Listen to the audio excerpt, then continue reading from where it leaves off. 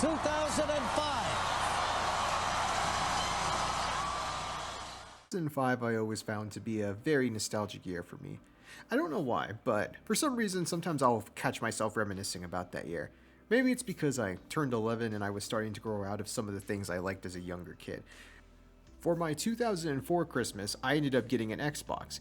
And really, the main reason why I wanted to get an Xbox is just because I saw a commercial for Halo 2, and kid me thought, I want that. I knew absolutely nothing about Halo 2, knew nothing about its plot, its characters, or anything, but man, that trailer looked really cool. So once I got it, no longer was I playing licensed kids games like Scooby-Doo Night of 100 Frights, which is low-key actually pretty good, honestly, or the Rocket Power game.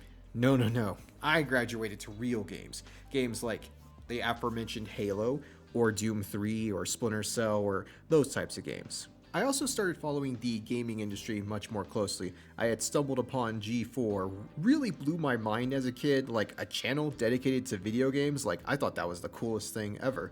I also had subscribed to the official Xbox magazine, which, by the way, RIP to OXM, by the way. I know it's been dead for a while now, but still. And it was great, because every issue would come with a demo disc. Remember those? And it was because of those demo discs I was able to discover games that I wouldn't have discovered on my own, like Psychonauts or Splinter Cell Chaos Theory. And I remember when I received the November issue of the official Xbox magazine, and I was greeted by this cover. A red-haired woman looking into the camera, all cool with a smirk on her face that says, yeah, I'm cool. What of it? Holding her dual pistols in the trademark cross position that you would see with a lot of other characters on video game box art, symbolizing that, yes, they are indeed pretty cool. Futuristic enemy soldiers running towards her, hoping to presumably kill or capture her, most likely. Which makes me wonder, why is she staring at the camera? Like, they are right behind you. I need you to turn around. They are right there. This is no time to be acting cool. A dystopian futuristic city in the background with a greenish bluish lighting that really just adds to that dystopic cyberpunk feel. World exclusive. Perfect Dark Zero, the words say. A Halo-sized hit for the Xbox 360. And that right there would symbolize the expectations for Perfect Dark Zero. A Halo-sized hit for the Xbox 360 with an exclamation point, not a question mark, asking if it could be a Halo-sized hit or if it has the potential to be a Halo-sized hit. No. Exclamation point, saying that no, this will be a Halo-sized hit for the Xbox 360. Also, they reviewed 17 games, which, I don't know about you, but that's kind of a lot of games, including Burnout Revenge, Far Cry Instincts, Ghost Recon 2 Summer Strike, which I can confirm from playing it as a kid, it was pretty good game. And of course, who can forget the game of the year, Tiger Woods PGA Tour 2006. On top of that, you can also see a red banner with the words, how the Xbox 360 will win the next-gen wars. And it almost seems to be implying that Perfect Dark Zero will play a part in helping win the next-gen wars. And did it end up doing that? Well, I think most of us probably know the answer to that. But how did we get here? How did we get to this point where Joanna Dark is gracing the November cover of the official Xbox magazine with expectations that place it to be on par with Halo? And why is it they titled it Prince of Persia 3? Why isn't it called Prince of Persia 2 Thrones? You see, in order to answer this, we have to go back, and I mean way, way back, to the very beginning of everything. You see, it all started when a fish started going onto land and... Okay, I'll stop the bit right there. I'm done. No, you see, we really need to go back to 2000. Ah yes, the year 2000. The world did not end on New Year's Eve 1999, much to the chagrin of everybody that attended the Y2K convention. Outkast released their fourth studio album, Stankonia, which got rave reviews, sold very well, and is generally considered to be one of the greatest hip-hop albums of all time. An album that was much more high-octane, more fast-tempo compared to their previous works, blending many different sounds from classic rock to drum and bass and even 60s doo-wop groups, which helped made it stand out amongst its contemporaries. My personal favorite on the album is Gasoline Dreams. Gladiator was tearing up the box office and was receiving rave reviews from critics and it still probably is, I bet, a mainstay on many a dad's TVs, at least it is on mine. And of course, Rare released Perfect Dark for the Nintendo 64, a game which would evolve the first-person shooter gameplay Rare had used on GoldenEye and would go on to receive rave reviews from critics, and it sold very, very well. Its total lifetime sales totaling 3.2 million copies, which honestly really ain't that bad for a new IP that also needed the N64 expansion pack.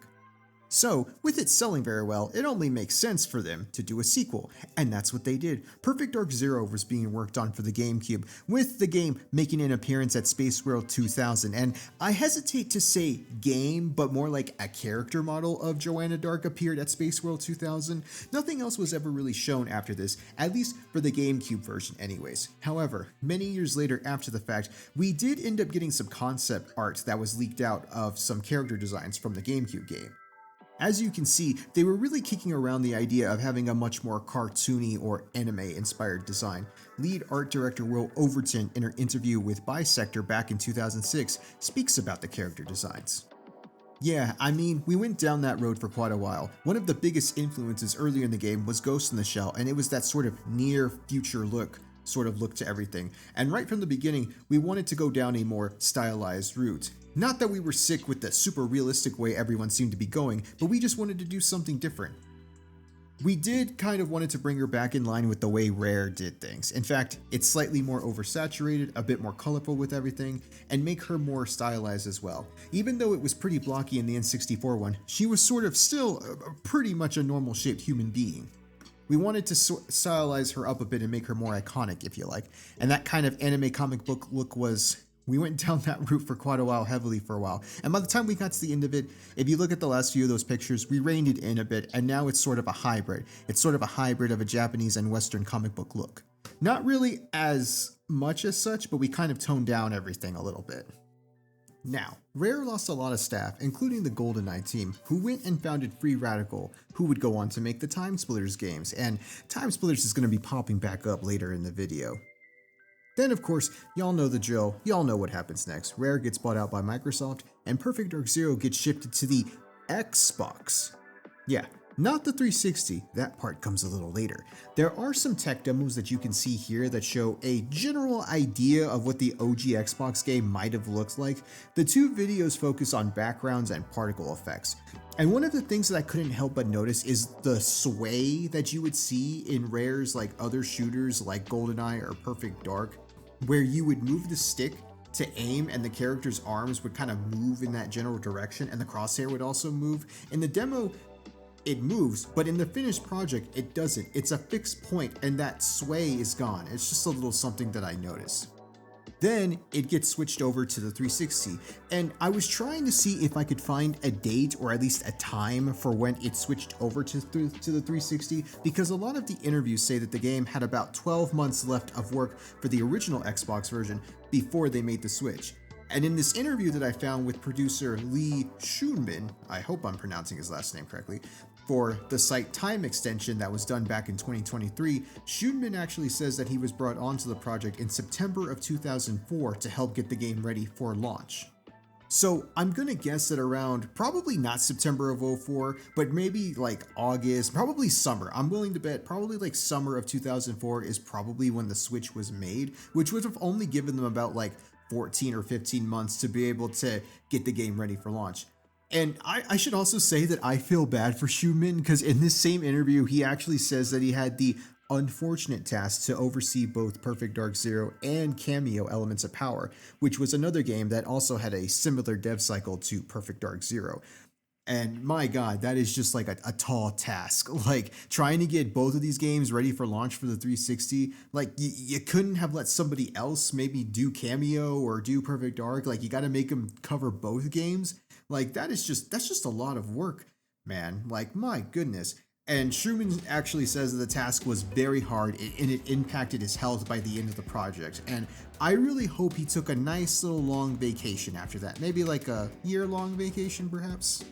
Now, you may think that having another year to development is fine, doesn't seem like a big deal, and I'm no game developer, but I would imagine that trying to port over a game to a more powerful machine is no easy task. And I mean, it's not like you can just copy and paste things and up the graphics and just call it a day. Not to mention, they're also porting over to a machine that they have no experience with because it's brand new technology. So as you can imagine, it made development so much more exciting. Kieran Connell, lead engineer and programmer for the game, was brought on by Schumann to help get the game finished. Here's what he said about the state of the game when he was brought on. "It was interesting," he laughs, recalling a playthrough of the game's rooftop level. "It looked beautiful, but it was a bit of a disaster, riddled with bugs, running very slowly, and at just 480p. The team had been working for a long time. They had a lot of code upon code upon code, so I can't remember if there was anything from the original GameCube version, but certainly a lot from the Xbox version that had been dragged forward to the Xbox 360. There was quite a technology shift between the two pieces of hardware, and they had a lot of time to make content. So there was a lot of the game there, but it was in quite bad shape, very buggy, it would crash all the time, a lot of frame rate problems. They got it up and running on the brand new Xbox 360 dev kits, but those weren't even the final hardware, just an approximation of what it was going to be. So as you can see, everything was going just fine. Nothing was wrong at all. Now, I do find it interesting how Connell said that they were given dev kits that weren't even the final hardware for the 360. It was just an approximation of what it might be, which is kind of crazy to me because Rare is one of your own studios. Like, how do you not give them final hardware kits? Just kind of weird to me. So, as you can see, switching over to the 360 was causing a lot of issues. And because of that, even though they had a lot of stuff already made from the Xbox version, some of that stuff was going to have to get cut, either just for the sake of time, or because they just couldn't get it to work. And I'll get into those cuts later. I almost think it would have been better too if they had just let it be an Xbox title, since that's what they were focused on for the longest time, or being able to build it from the ground up for the 360, but then you would have had to scrap a lot of work and it would have delayed it, leaving Microsoft with no big action title exclusive.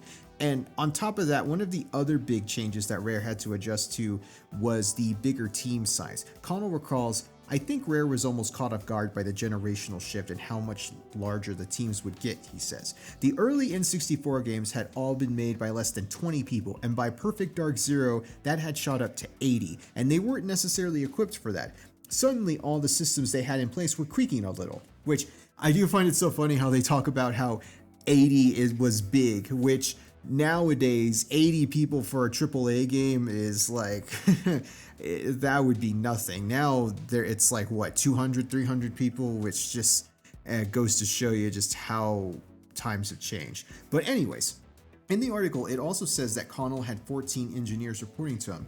Other Rare projects had fewer people than that on the entire team, and Connell also points out that 3 of the artists in charge of characters, background, and prop art were using new technology, but each of them had different styles. He says, "They could have their art on their individual machine, but when it all came together, it didn't necessarily mesh in the same way." So it seems like that because of this bigger team size, it caused people to not be on the same page. Because, I mean, when you have a lot of people working on something, especially something artistic and creative like a video game, trying to get everybody to share that same vision and communicating with people can be a challenge. And Connell also talks about how getting the game stabilized was one of the biggest objectives. He says, "Coming on after the game's been in development for 4 years, I can't change how they're doing certain things. We were using a lot of technology that was new to the team. Havoc for physics and ragdolls, and multi-threaded systems and codes, which generates lots of bugs. So really, it was about instilling processes to get on top of that, to prioritize and to fix bugs, rather than adding new features." And they would actually end up getting help from somebody from a little small indie company called Bungie. Help specifically from Mike Evans. And no, not 6-time Pro Bowl and 2-time All-Pro wide receiver Mike Evans. Due to linearity of time, that just wouldn't really make sense. But this Mike Evans, who was a lead engineer at Bungie to help fix memory leaks and even patched in some tools from the Halo engine, with Connell saying that the game wouldn't have shipped without him. So shout out to you, Mike. You the real MVP on this one. Now, it was a bum rush trying to get this game finished in time for the launch date. It was getting so close to the wire that Rare actually went ahead and had the manufacturer start making discs 5 days before certification. And if they had failed that certification, well, they would have had thousands of discs with a busted game on there, which probably would have sucked. But luckily they didn't have to worry about that because it did pass, and Perfect Dark Zero was able to make its 360 launch date. And when it finally came out for the 360 on November 22nd, 2005, What did the critics think? Well, I mean, well, it actually got good reviews. It has an 81 score on Metacritic. But the thing is, some of the positive reviews have a varying degree of positivity, I guess. Some of them range from 7s all the way to 9s. Now, most of the critics had praised the graphics and the multiplayer, as well as the co-op and the music, while criticizing the story, its AI, and the voice acting. And the thing is, despite these positive reviews, even in some of these reviews, they kind of felt disappointed by it, feeling that it did not live up to the expectations of being the killer app that Microsoft was really hoping that it would be.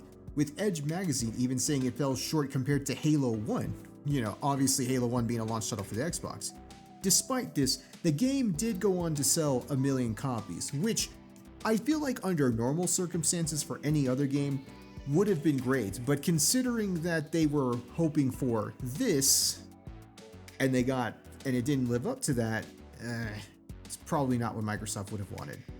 Okay, now I've gotten through all of the retrospective stuff, and now it's time for me to talk about how I feel about Perfect Dark Zero.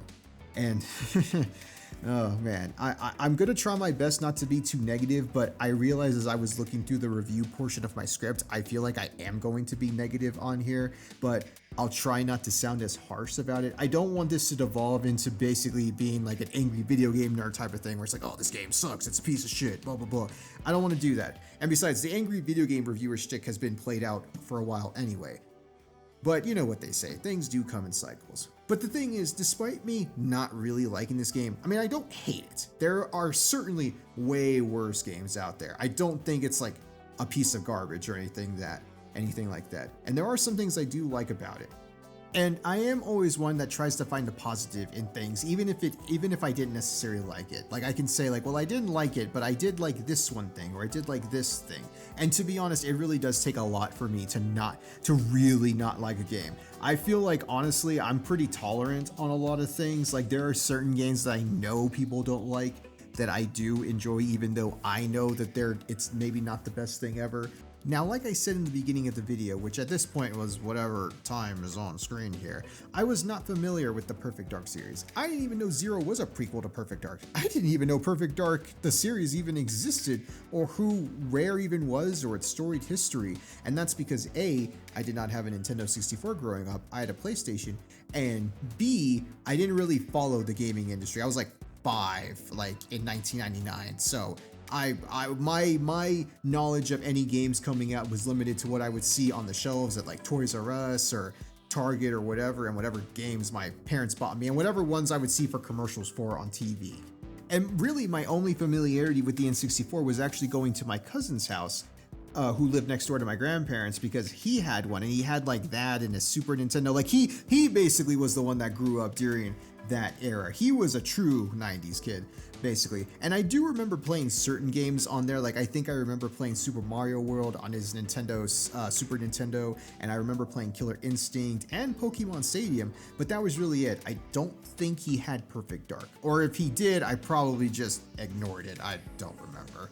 So basically my introduction to Perfect Dark was really when I remember seeing the magazine cover that I showed at the beginning of the video. And I also remember when G4 had their Xbox 360 launch special, they had dedicated some time to Perfect Dark Zero, which would make sense because again, Microsoft was really banking on this being their next big thing basically. And then by the time I did get my 360, which was in August of 2007 specifically, by that point, many of you know what was going to come out the next month. So by that point, I had forgotten about Perfect Dark Zero. Like, why would I want to play that when Halo 3 is coming out? And because of the reviews, and because I kept seeing people online say how disappointing it was, I largely just stayed away from it. I didn't even buy it. I would see it on the shelves, like at a GameStop or something, but I didn't even bother doing that. I just went with something else. And then the Rare Replay Collection came out in 2015, and I just so happened to have gotten an Xbox One for Halo 5, and oh, Halo 5. So I figured, you know what, why not get it? And I really got Rare Replay mainly because I wanted to play Conquer, because that's a game I'd always wanted to try. And I remember playing the first mission of Perfect Dark Zero, and then I stopped, and I never went back to it for some reason, till 2023. When I was unemployed, and as one does when you're unemployed, besides of course applying for jobs, you game. And I still had Game Pass, so I was trying to play a bunch of games before it expired, and I wound up playing both Perfect Dark and Perfect Dark Zero. So basically, this was a whole long-winded explanation of saying that I have no nostalgic attachment to this series, so my thoughts on this are coming from somebody who had played it for the first time in the modern day. You know, I didn't play it back in the day, so when I play it, I'm kind of judging it by like the modern standards. But when I was playing the game, I was also trying to approach it like, how would it have felt to play this game back in 2005? Like, how would it have felt for somebody who would have bought it back then, like to play it back then. So I was trying to think about it that way as well, because it's very easy to compare it to today and just say, well, it doesn't hold up, it hasn't aged well, or it plays badly, or whatever. You know, that's easy, but I was trying to think, what about how it felt to play it then? But I feel like before talking about Perfect Dark Zero, I also feel like I have to talk about how I feel about Perfect Dark. So I'm going to talk about Perfect Dark first, but I'm not going to give a super long, in-depth review about Perfect Dark, or just give thoughts on it. And I should also specify that with Perfect Dark, I did play the Xbox Live Arcade port of Perfect Dark. And I think the games largely played the same. I think the only difference between the arcade version and the original N64 version is I think the frame rate is just a lot better on the Xbox Live Arcade version. And again, despite having no nostalgic attachment to the series, not growing up with a Nintendo 64, I actually really liked the first Perfect Dark. In fact, I was very surprised by how much I liked it. The game plays a hell of a lot better than GoldenEye. And look, I'm sorry, I know GoldenEye has its place in gaming history. I know how groundbreaking it was. I know many people probably spent many nights playing the multiplayer, playing all of that stuff. And I'm not denying its place, I'm respecting it, but I'm sorry, it's aged so badly. When they re-released it on the Microsoft Store for Game Pass and all that, I decided to download it and I tried playing it, and I'm sorry, I could not do it. It has not aged very well. But Perfect Dark, on the other hand, plays great. The movement is very fast and fluid. The aiming is still that auto aim that Rare would use for the N64, but I do think it works pretty good here. The story has a lot of intrigue that keeps you wanting to know what happens next. And even though it can be kind of cheesy at some points and the voice acting is kind of bad, I think it adds a lot of charm to it. It works in its favor, so to speak. However, being that this is a game from 2000 specifically, being that this is an old game, there are some things that still haven't aged well even on the Xbox Live Arcade port. The objectives can be vague, and there is no waypoint or anything like that, so there are definitely going to be times where you're going to find yourself lost and running around in circles. I will say though, the levels are small enough that backtracking isn't too big of a deal, so basically if you ever feel lost, you can kind of just wander until something happens, or you could just look up a walkthrough, I suppose.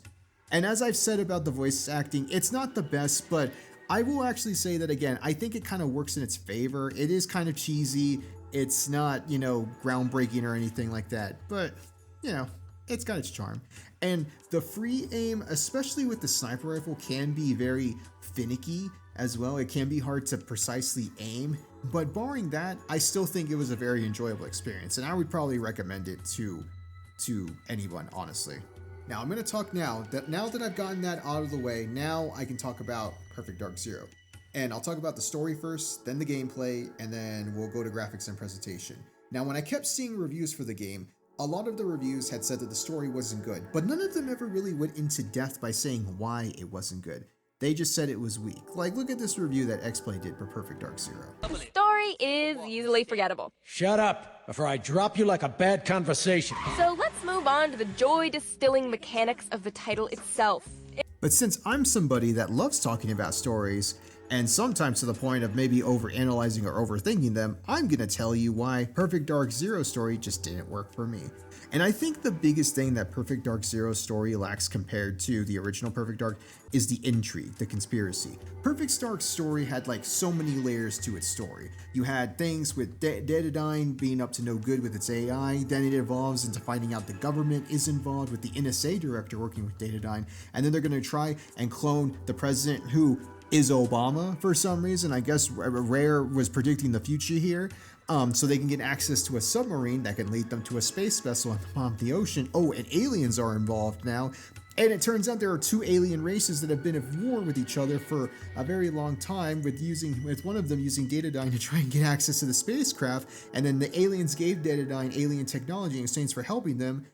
But then the aliens were seeking a weapon on the spacecraft that can destroy the world, and they're going to test it on Earth before destroying the other alien race. Oh my god. So the bad guy who we thought was the main bad guy wasn't actually the main bad guy, and we were just being used by the real bad guy, and now we're on an alien planet about to wipe out their leader. Now there was like a lot of stuff going on in that story. There was a lot of just like connections and layers and all this other stuff, but being that the plot I think was inspired by the X-Files and stuff like that, I can see why it was like that. And then you compare that to Perfect Dark Zero story, and it just feels so bland, because it basically boils down to CEO of Datadyne wants ultimate power. That's what it is. There's no aliens, there's no government plots where there's other factions involved. Yeah, I mean, there is kind of a reference to aliens towards the end where he gets like that special power. At least I think it was aliens, but that's really the only thing we get. We don't find ourselves on like an alien planet, or we find ourselves somewhere, crazy or whatever. It just feels like a very generic story. There's really nothing intriguing. There's not even really a grand conspiracy, I would say. It's just CEO wants ultimate power. That's all it is, and it just goes in one ear out the other. It's very, very generic.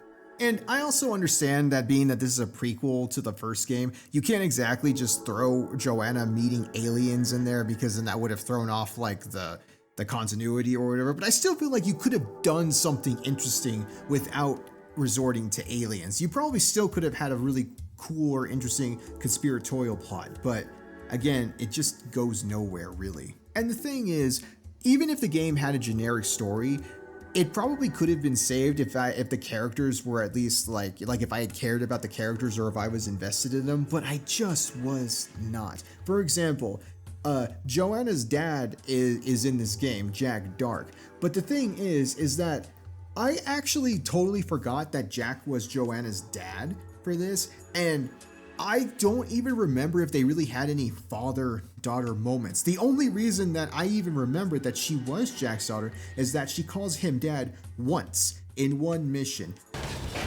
Dad, you hurt?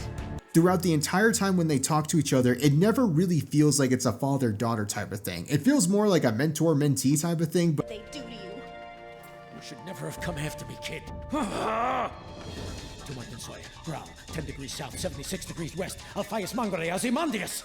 What? probably could have taken out that they were, father and daughter, and really it wouldn't have changed anything, like at all. There's nothing that really ever indicates that they are related. We don't ever really see them talk about like their past or like Joanna's mother or really anything. It's just, it's just not there.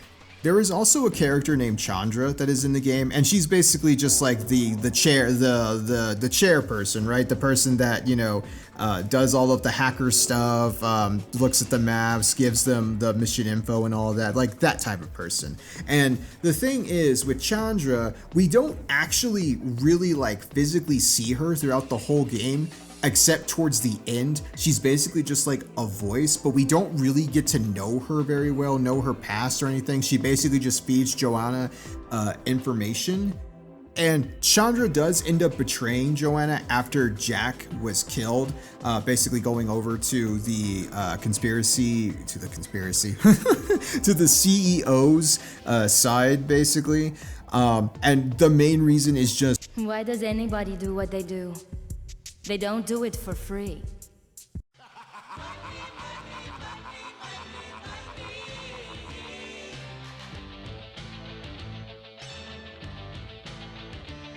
Now, Master, my payment. Miss Sika, my child, you have served me well, but I require one more sacrifice of you. Contributing your life force to the birth of a god!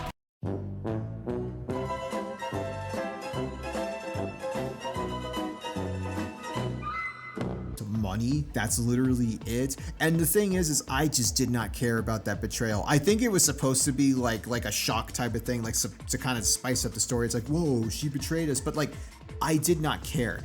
I did not care that she betrayed us. It didn't like hit me or anything like that. I was just like, oh, okay, that's a thing that happened. All right then.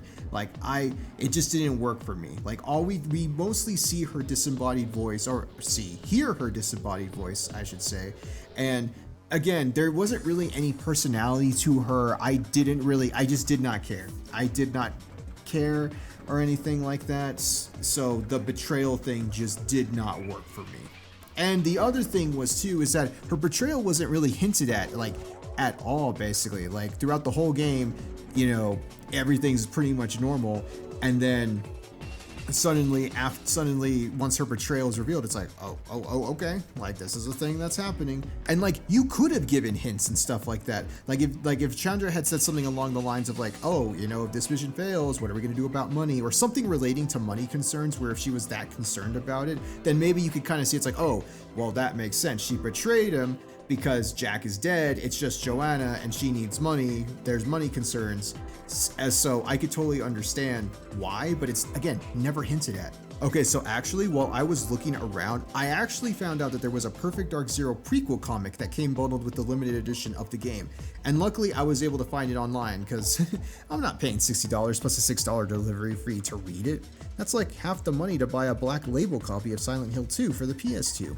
But anyways, the plot is like very simple. They're just trying to track down Dr. Ziegler, who we are actually trying to find at the beginning of the game, but some rival bounty hunters get in the way.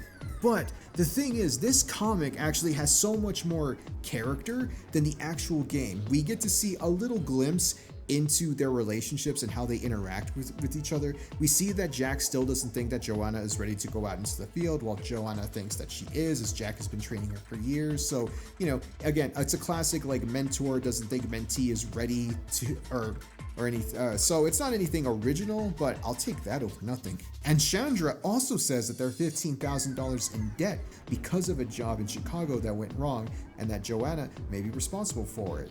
And we also see Joanna's rashness on display.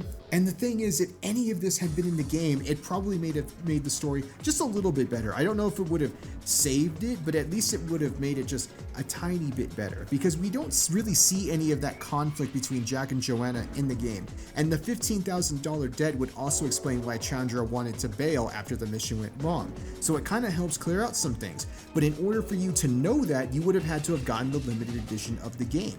Now, I went to a retro game store because I was trying to find a PS2, and unfortunately they didn't have any PS2s, and I didn't want to walk out with nothing, because then I would have felt bad. So I bought some games, and one of the games I did buy was Perfect Dark Zero, because I was like, well, I'm going to review it anyway, might as well just have a physical copy just for the hell of it.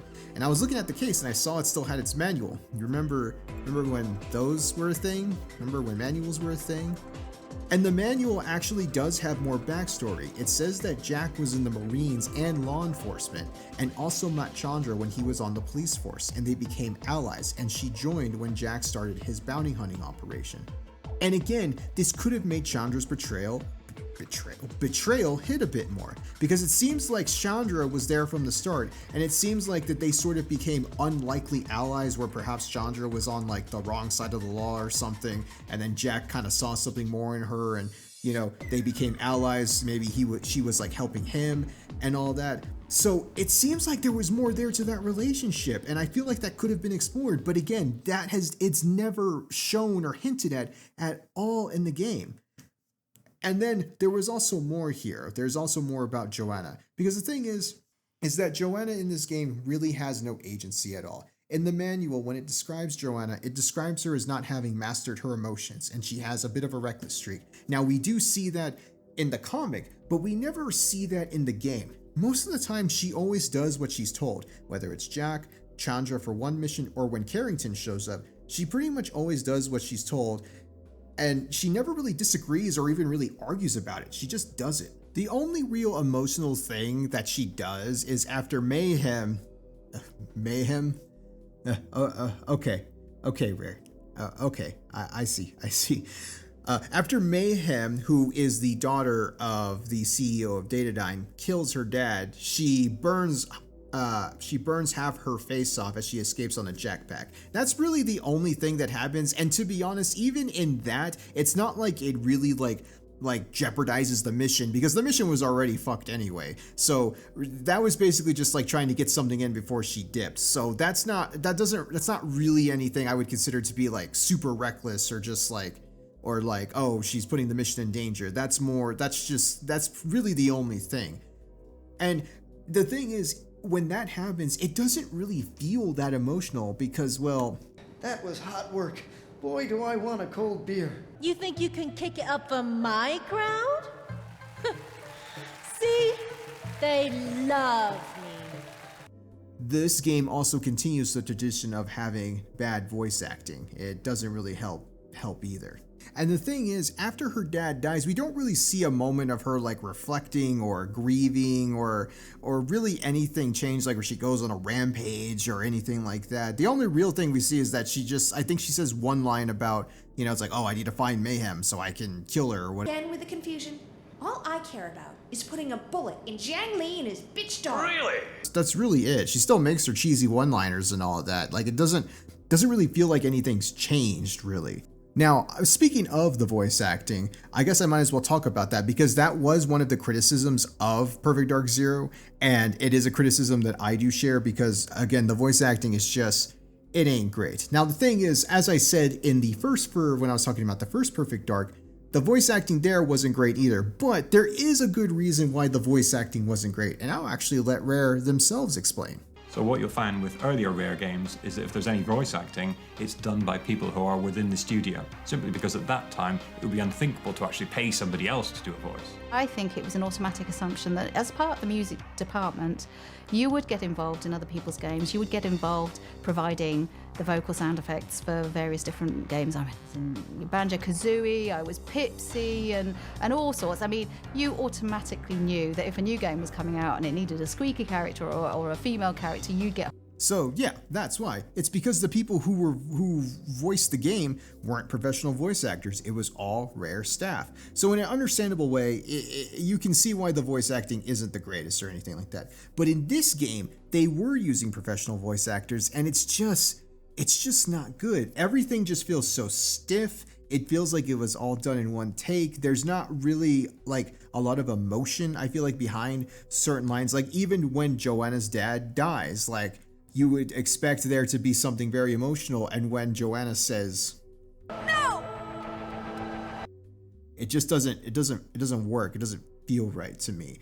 Now, considering how rushed the development is, especially towards the end for this game, I actually wouldn't be surprised if a lot of this stuff was done in like 1 or 2 takes, because I don't know when they started recording the voice acting. I don't know if this was in the beginning or if this was towards the end, but if it was towards the end, then yeah, they probably may have rushed a lot of this stuff. And I checked to see who the voice actors were for this game, just to see if they ever did anything else, like maybe these were like amateurs or something. It's like, they did do other things, like Lawrence Bovard, the voice actress for Joanna, has actually done a lot of other different games, story podcasts, and even some TV shows. And I listened to some of her bits as Jennifer in the Terminator Resistance game, and she sounds fine. And this one actually blew my mind. Joe Wyatt, who voiced Chandra, actually voiced Ciri in The Witcher 3. Now, I will say it is kind of interesting having a white British lady voicing a black character, but you know what? It was the 2000s. This type of stuff was, wasn't probably not uncommon to do that. Nobody was really thinking about things like that, so can't exactly be super duper mad about it. Now, I will say, and this is probably may get me in trouble with some people, but I could not really get into The Witcher 3. I did try, but I do remember Ciri having great voice acting, so it's not like these people or bad voice actors. But so I'm willing to say this is probably more so on probably like whoever was directing the voices. And considering that the production was very rushed towards the end, they may have just decided to say, just do one take and that's it. So maybe that's part of it. So I'm not going to fully blame the voice actors in this situation. They may have just not been given much to work with or be able to do much. Now, one of the other negatives I will say about this game is that I feel like this game lacks the weirdness of the first game, because the first game had some very bizarre, wacky things like a talking AI, floating head, an alien disguised as a human wearing a trench coat, and then of course Elvis the alien as well. Just a lot of just weird, wacky things in here, and I don't really see that same level of weirdness here. Everything just feels very I don't know, it's typical stuff, like just typical, future sci-fi, whatever you want to call it. It just doesn't seem to have that level of carefree freedom that the first Perfect Dark had. And the game's story takes itself very seriously. And save for this moment in the game,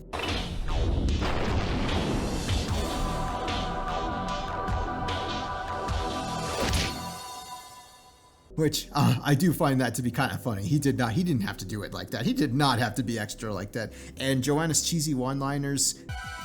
Didn't anybody tell you? Smoking kills. Which, I don't know. I feel like, I know there's probably supposed to be cheesy, but it didn't really land with me. There's just not really a whole lot of just weirdness from the first game. Now, how about the gameplay? Even if the story isn't the best, as long as it plays good, then it helps, right? Alright?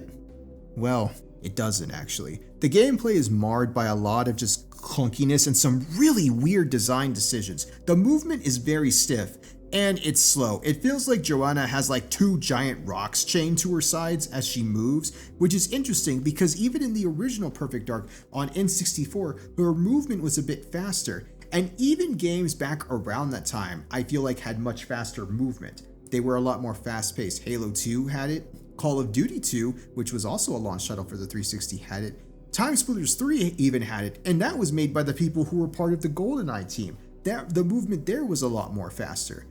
Aiming is also very janky and imprecise. There were a lot of times where I felt like I was just fighting with the aim trying to hit enemies, and you can adjust the sensitivity to try to make it slightly better, but for me, at least I was just never able to find the right settings. You also can't heal as well. There is no health packs in the game, which I think seems to be a carryover from Perfect Dark, which may have worked then, but this is 5 years later. This is 2005, baby. This ain't 2000 anymore. Health packs are definitely in. And the game does have regenerating health. However, if you take too much damage, then the maximum health you can regenerate goes down. So you end up taking too much damage, well, you're going to be operating on like a half or a quarter health with no way to heal yourself. So it seems like the game is kind of trying to bridge the gap, so to speak, between having a mix of gameplay from the old Perfect Dark and the then modern gameplay of the time, but it just doesn't work. Like, it would have just been better if they let you heal. I feel like if you wanted to have a thing where we couldn't heal, you could put that on like the higher difficulties, and then maybe for like the normal or easy difficulty, we would have been able to heal. Now, at the time, not every shooter had regenerating health like nowadays, where every game, a lot of shooters have regenerating health. To my knowledge, I think Halo and Call of Duty were the big ones to have it. There were still a lot of shooters that still had health packs that would be scattered throughout the level. But the thing is, you can still heal though. And I think it would have just been better if Rare had just committed to having full regenerating health and maybe not being able to heal for the higher difficulties, which I already just said. Another interesting thing too is grenades actually take up a weapon slot. They're not like a sub weapon or a different thing where you can just push a button and throw them. No, you have to actually switch to them to throw them, which again, kind of a weird decision considering that by that point, most shooters had it to where grenades, you could just throw them with the push of a button. You didn't have to like switch to them. And that is actually not too big of a deal considering that one of the guns does have a grenade launcher, which I ended up using that a lot more for grenades, but it is still kind of a strange decision nonetheless. I feel like that's probably another holdover from the OG Perfect Dark, and maybe that was something from the OG Xbox version. The enemies are also very bullet spongy. Most of them wear body armor, so you either have to break the body armor first to be able to kill them or go for headshots. And considering how tough it can be to aim, trying to go for headshots can can be tricky. And they also really like to do this thing where it looks like they're dead and they look like they're about to fall, and they do this for a few seconds, but then they get back up, which I think is another holdover from Perfect Dark because they also did that. And I just found it to be very annoying sometimes because the animation would take a while sometimes, and then I would go off and fight other enemies thinking they're dead, and then it turns out they're not, which I guess that's the point, but it feels like they do that animation for way too long. And another thing I have, and look, I'm not a gun person, okay? I know there's a difference between a clip and a magazine, but I'm probably just gonna say clip just to make it easier for brevity. But it also doesn't help too that the ammo capacity for some of the weapons got massively reduced. So if you miss your shots, you're gonna be reloading a lot. And I do find it weird that they did reduce the ammo capacity, considering that again, the enemies are bullet spongy, especially with the armor. For example, the Super Dragon, which is, in my opinion, and not even in my opinion, I think it is actually the best rifle, the best gun in the single player part of the game, has a 20 bullet magazine capacity. And for comparison, the MA5B assault rifle from Halo 1 has 60 bullets in its magazine. Doom 3's assault rifle equivalent, known as the MG88 Enforcer, has 60 bullets in its clip. Half-Life 2's assault rifle equivalent, the Overwatch standard issue pulse rifle, has 30 bullets stored in its magazine. Fear's assault rifle, the G2A2 assault rifle, has 45 bullets in its magazine. And finally, the Super Dragon from the first Perfect Dark had 30 bullets. So what I'm saying is that the Super Dragon has the lowest ammo capacity that I've ever seen for a rifle. And I don't know why they would do that and also make the enemies bullet spongy. I don't know what the thought process, again, another weird design decision. And they also nerfed the laptop gun too for some reason, because I remember it being powerful in Perfect Dark, but here it just kind of sucks, honestly. It feels like it doesn't really do much. And guns to me don't really have that much of an impact when you kill enemies. It doesn't feel satisfying when you kill them. It just doesn't feel right. Now, there is a cover system, which I was actually surprised that it had this, because this was a year before Gears of War came out, which I think really popularized the cover system. However, because it was a year before Gears of War came out, the cover system it's not really done very well. It's very awkward to use. I will give them props for at least trying, as I don't think there were any other FPSs at the time that had a cover system. And I think even today, I don't think a lot of first-person shooters really use cover systems. But as I've said, it's very clunky to use. It's not like Gears of War's cover system, where as long as you're within the general vicinity of a wall, you can stick to it by pressing the A button. In Perfect Dark Zero, you have to go up to the wall, stop moving, you can't go into cover while you're moving, and you gotta wait for that button prompt, and then you can go into cover. But sometimes the button prompt doesn't like to pop up and you can't move around cover. So if you take cover on one side and an enemy moves to the other side, you have to get out of cover, move to the other side, you gotta wait for that button prompt, and then get back in. It's very clunky, it's awkward to use, it isn't very tight. The AI is also very dumb in this game. Most of them will run out into the open just shooting at you. Some of them will take cover, but you can just wait for them to pop out their wee little heads and then you can just shoot them then. The only real challenge with them is that some of them will move to left to the right kind of quickly, and because the aiming is so clunky to use, it can be hard to follow their movements, which will cause you to miss a lot of shots, which combined with the low ammo capacity, which we just discussed, again, you're going to be reloading a lot and burning through ammo. And also, and this is probably a minor nitpick, but the game gives you an option to pick your loadout, which I do think is cool, but you're really at the mercy of whatever guns the enemies use, because I always pick the Super Dragon every mission because that was the best weapon in the game. But not all enemies will be carrying rifles in the missions. There are some levels where the enemies only have submachine guns or pistols. So your Super Dragon is only going to be useful for like the beginning of the level, and then that's it. And then you're pretty much resorting to having to pick up stuff from the enemies. So to me, it's like, why even have an option to pick a loadout when you could have just done it normally, where you just have a default loadout and that you always use, and then, or have the enemies use a more variety of weapons. There is also not a motion tracker or like a radar type of deal to tell you where enemies are. Now, most of the time, this isn't too big of a deal, but there are sometimes some moments where I would have to clear out enemies before you can move on. And I would sometimes have a hard time finding that one last enemy. Like in the jungle mission at the beginning of the level, your dropship gets shot down and you have to defend it. Now, and trying to find that last enemy was kind of annoying because there's so many big leaves and they're so thick. It's like, it really hinders your visibility. But oddly enough, you do get a motion tracker when you're in a vehicle, but not on foot, which again is another one of those weird design decisions because so there is a motion tracker in the game, but it only appears when you're in a vehicle. I don't know why they don't have it set to where you can have it all the time. I don't know. And speaking of levels, I feel like some of the levels in the game just aren't as interesting compared to Perfect Dark's levels. Like in Perfect Dark, you go to the rainy streets of Chicago, an underwater submarine, Air Force One, an alien ship, and an alien planet. And those all sound like cool and interesting levels.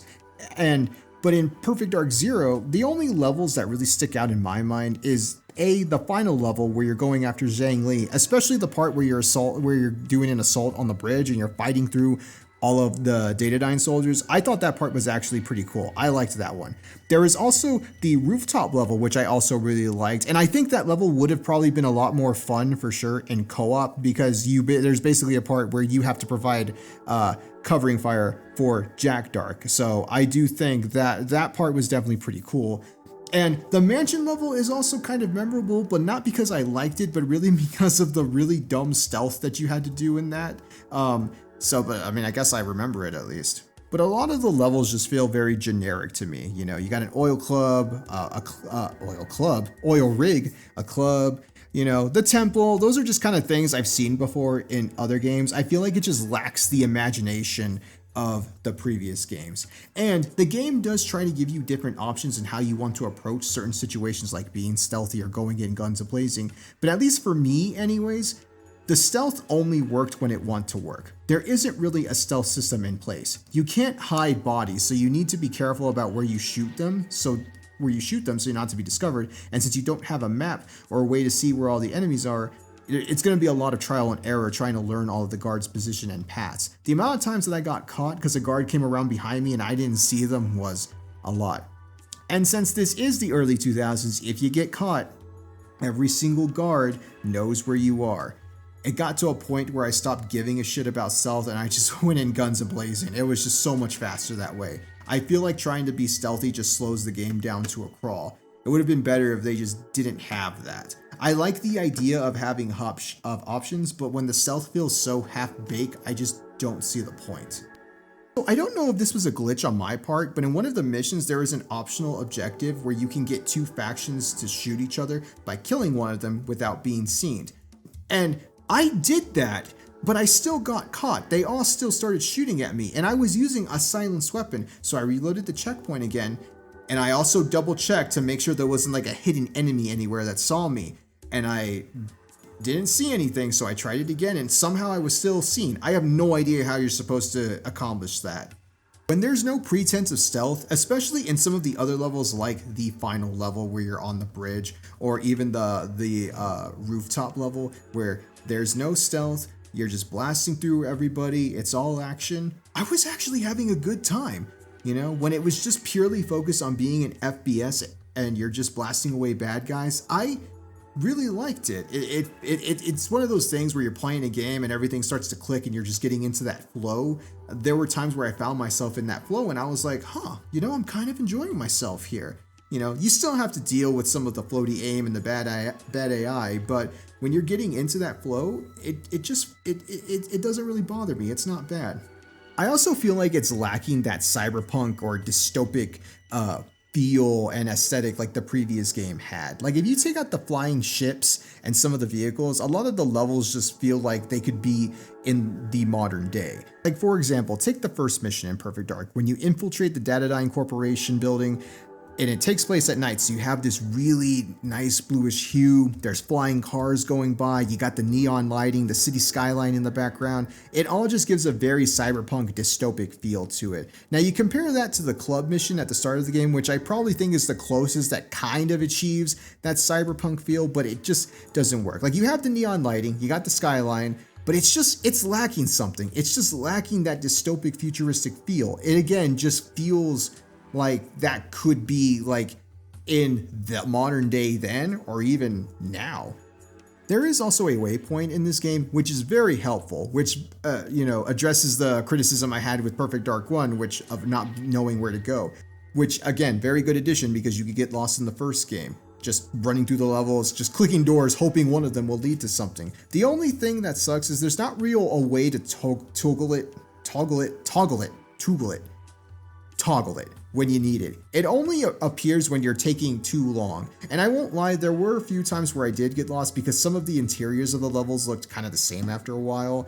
So I wish there was a way to just like, maybe like push a button to where you could see like, oh, this is where I need to go. But it only toggles when you take too damn long. And finally, we get to the multiplayer. Now the game does have co-op, which I did mention, and it is nice, but unfortunately nobody wanted to play a 20-year-old clunky FPS with me, so kinda didn't get to experience that there. The game also has online multiplayer, which was a really big thing that was being touted leading up to the game's release. Now initially, the multiplayer was going to have 50 players, which is very impressive considering the time, and as far as I know, I don't think there were any games on console that could do 50 players, but they had to scale it down to 32 to make the launch. And on top of that, they were actually going to have a mode called Datadyne TV, where players could upload and watch their matches over Xbox Live, which actually would have been really cool, as this would have beat Halo 3's theater mode by a few years. So it's kind of interesting because Rare was being ambitious in some aspects, and then in some ways, it wasn't. It's a really weird thing, but unfortunately those ambitious ideas had to get cut. Now, when I booted up the multiplayer mode, I was very shocked to find out that nobody was playing this game in 2025, which is just crazy, right? Like, crazy, who wouldn't still be playing this game? But the good thing is the game does have bots. So while I may not be able to get the full experience, I can at least get an idea of what the multiplayer was like. And you know what? Even just playing with bots, I actually had a good time with the multiplayer. I just had a good time just running around blasting enemies. You have your usual multiplayer modes, deathmatch, team deathmatch, captures the flag, territories. However, there is another mode called Dark Ops mode, and I found this mode to be pretty cool. You only have one life for each round, and you have to buy your weapons at the beginning of the game. It's Counter-Strike. It's just Perfect Dark Zero's version of Counter-Strike. And I actually think that's pretty cool, because as far as I know, at the time, I don't know if anybody was really emulating Counter-Strike's multiplayer, so to see a big budget game using that type of mode for multiplayer, I think that's pretty cool.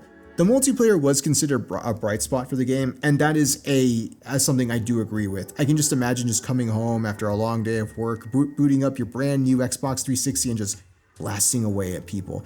And not to sound boomerish or anything like that, but I did like that when I booted it up, I wasn't inundated with battle passes, microtransactions, or just a million things popping up on screen when I kill somebody. It was just a nice, simple multiplayer experience. Now, one of the things I did like was the music for this game. The music was done by David Klinik, I think that's how you pronounce his last name, who did work with Grant Kirkhope on the first game. And I really did enjoy Kirkhope's score for the original game. It had this mix of intrigue, like a spy thriller, kind of, and techno, and all this other stuff to make it sound very futuristic. Klinik's score is a bit different. It's a lot more bombastic. It's a lot more loud. It has a lot more guitars and rock sounds. It feels a lot more maximalist, I guess, compared to the first game. But I do think that with what they were going for in this game, I think it does work very well. There is one track that plays in the South American jungle level that I really like that has a very drum and bass sound to it.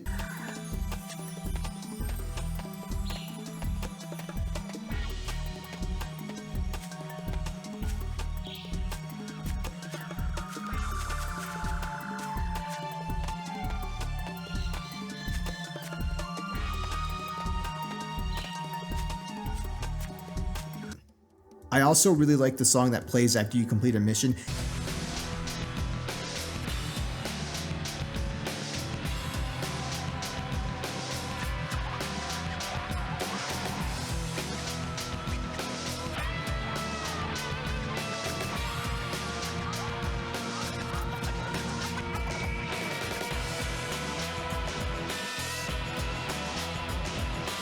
And I also like the song that plays when you pause the game. I think that song is probably the closest that comes to matching the intrigue and the spy aesthetics of the first game.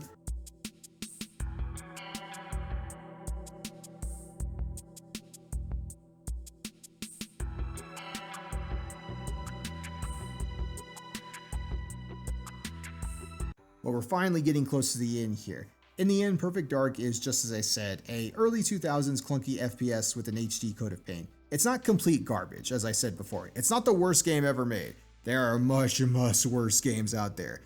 It's just mediocre. And when you're trying to make this the killer app, you're trying to make this the reason why people were going to spend $300 or $400 hard-earned dollars on an Xbox 360, mediocre just doesn't cut it. It's clunky to play, it's got a bad AI, the story is one ear out the other, the characters you don't care about. It's saved only by a fun multiplayer and some good music. And while the game did go on to sell 1 million copies, which under normal circumstances, as I said before, would be good for any game, when you look at the expectations placed upon it, 1 million just isn't enough.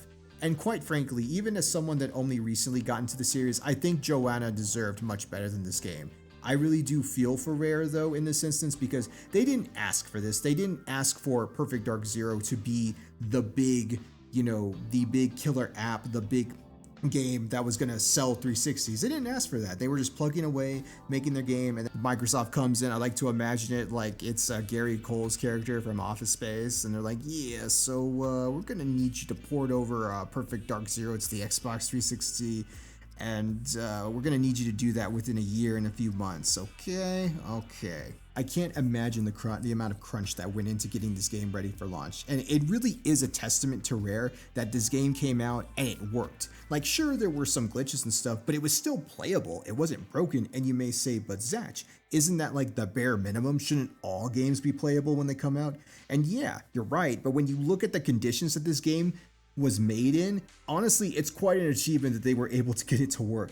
And I think Microsoft should have known way beforehand, before they had Rare make Perfect Dark Zero for the 360, that they weren't going to have a big action game for the 360's launch. Because Halo 2 came out in 2004, so no way in hell was Halo 3 going to be ready by then. Gears of War was still going to be a year away, and the only other big franchise they had was Fable, which came out the year before, so they had to have known that they weren't going to have anything ready. I feel like they could have either had Rare make the switch earlier. Not saying that it would have been better, because we just don't know, but they may not have at least had to crunch too much. Hello everyone, future Zach here. So initially this section right here was going to be a where are they now part, where I was going to talk about, what everybody involved in the development of Perfect Dark Zero was up to, some of the people that I mentioned in the video, and then where Rare was at, and then even where Perfect Dark was at. But something happened just very, very recently, as in yesterday it happened, that basically has caused me to, I'm scrapping that whole part. Instead, I'm going to use it to talk about, what happened, because this does relate to Perfect Dark Zero and Perfect Dark, unfortunately. And I don't have a script for this. I am very much going to be doing this off the cuff, so to speak. So do bear with me. I'll try my best, because this just happened very suddenly. But basically, what happened yesterday kind of rendered some of those parts like outdated. And I'm sure most of you probably know what I'm talking about, because it was just everywhere. But basically, for those who don't know, as of yesterday, as recording this, yesterday, Microsoft laid off about 4% of its workforce. About 9,000 people were laid off. And this was all mostly, I think, in like the gaming division, in the Xbox part. So a lot of, devs got laid off. A lot of some studios got shut down. Games were canceled. It was just, it's just kind of just like a shitty thing, honestly. It just sucks. And before I get into how this relates to Perfect Dark, I do want to at least say first that I do hope that everybody that was laid off is able to find their footing, is able to, be able to get back on their feet, because when you read these articles, when you see all these stories about people being laid off and everything, and you see all of these numbers like, oh, this percentage of people were laid off, or this thousands of people were laid off, it's very easy to, I feel like, sometimes feel kind of, I don't know if I want to say desensitized, but it's easy to forget that these are real people. Each and every single of those 9,000 people that were laid off, they had lives, they have responsibilities, they may have had families, maybe there were things that were going on with them, like maybe someone was trying to save up money to buy a home, maybe they're taking care of a sick family member, like there's just, each and every single one of them have lives, and I feel like sometimes it's easy to forget that, because, it's not like we see their names or anything like that, they're all condensed into a number. So I do hope that they are able to get back on their feet, because, their livelihoods have been have been taken away. Their lives have been upended by this. And it's through no fault of their own either. This is all, and it really is a shame that a lot of the times the low level employees end up paying for the mistakes of the people at the top, because I think this is all a response to, Phil Spencer basically going all in and buying up all of these studios and all this. I think I had read something that Microsoft wasn't really paying attention too much to Xbox before all this, but then once Phil Spencer started spending all of that money, it forced them to take a closer look at what they were doing. And so I guess they wanted, they wanted like to see results or something, and I guess they weren't seeing those results, and so they were like, hey, you gotta lay off people. So it just really sucks, because the employees did it. It wasn't their fault. Again, this is through no fault of their own. And I do think it is a rather tone-deaf thing to make a statement about the layoffs and say that, oh, we're doing very well because of all of you, but we have to lay you off. Like, I just feel like that's a very tone-deaf type of statement. I don't know how that got approved.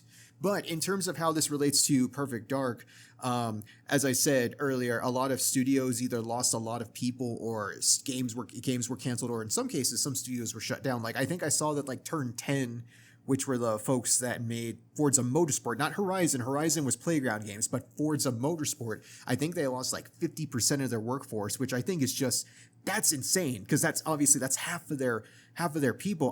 Could you make another Forza with half of your workforce? Like, a lot of studios lost their workforce or got shut down. And unfortunately, the Initiative, which was the studio that was mainly working on the Perfect Dark reboot, got shut down, and Perfect Dark, unfortunately, has been canceled. And I am kind of bummed about it, because I was actually looking forward to the reboot. I thought that the trailer that they showed at the Xbox showcase last year looked pretty good. I really liked that it seemed like they were going to go more in a immersive sim type of direction, where it seems like it was going to have this mix of stealth and gunplay, and maybe there would have been some other aspects as well. And because there's not really a whole lot of like stealth or immersive sim type of games anymore. Like Deus Ex, who the fuck knows when there's going to be a new Deus Ex at this point? Dishonored, again, who knows either. And so I feel like that would have been pretty cool. And I feel like an immersive sim would have made sense for Perfect Dark. I feel like that would have been the next logical step, because even in Zero and the original game, there were elements there. There were elements where the devs would kind of give you choices of like, okay, you can go in guns a-blazing or you can go stealthy. Like Perfect Dark Zero tried to have that. I don't think it executed it very well, but it was trying. And there were even some levels in Perfect Dark and Zero where you were blending in, where you were actually trying to like blend in and trying to be, stealthy, but like social stealth, I guess is what it would be called. So I feel like that would have made sense for the reboot to kind of have that blend of having, giving you the choices to go guns blazing, to be stealthy, or maybe be able to talk your way into out of situations, or blending in. I think that would have been really cool.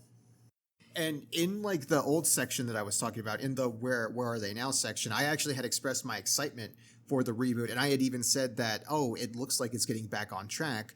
But there was apparently a report that had come out that apparently not all that much progress was made even after they started working with Crystal Dynamics. And some people were saying that the trailer that they showed was fake, but I saw something where a dev that worked on the game on the reboot actually came out and said that it technically wasn't fake. It's basically was just a vertical slice. It was a vertical slice. It was basically something to show of what the game might have been, like their idea of what the game would have been. And vertical slices, it all took place in engine, so it wasn't technically fake.